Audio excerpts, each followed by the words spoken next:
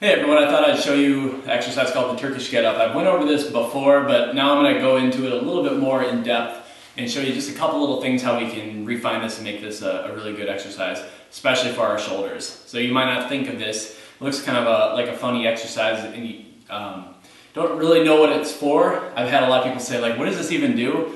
You don't really know until you get comfortable with this exercise and are able to challenge yourself with weights. Then you'll really feel like you'll feel the challenge of this exercise, like the weight and the symmetry of it, and everything has to be aligned to be able to do a good Turkish get up fairly heavy. You can't do a bad one and be able to get through it unless you're really strong, you know.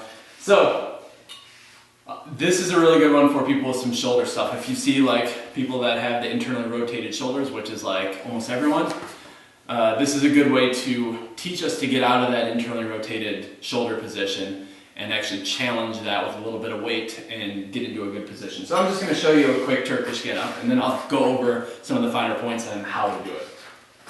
You're going to roll over on your side, press it up. Left hand is up, that means my left knee is up. I'm going to put this leg out to the side a little bit.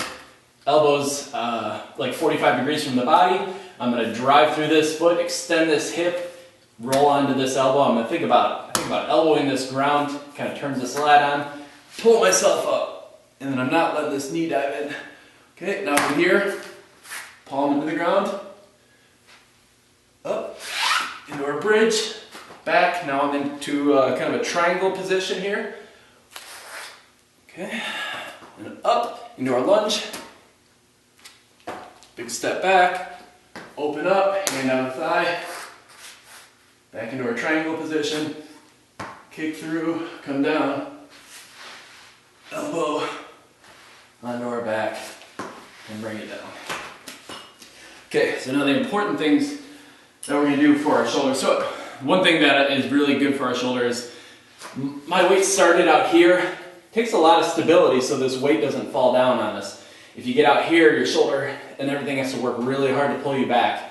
So we're teaching the rotator cuff to basically balance that arm and shoulder where it needs to be. The weight's coming down and we're fighting it. Rotator cuff's working the whole time. So we start out here, then as we get going into it, you see how my arm is working through this whole full range of motion.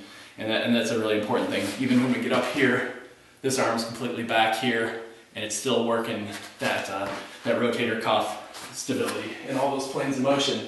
The other thing that we can do, the other thing that the Turkish Get Up does, and this is part that a lot of people mess up, they will roll here, and you see how my right shoulder is close to my face, like close to my ear. You gotta engage that shoulder and get that shoulder away from the ear.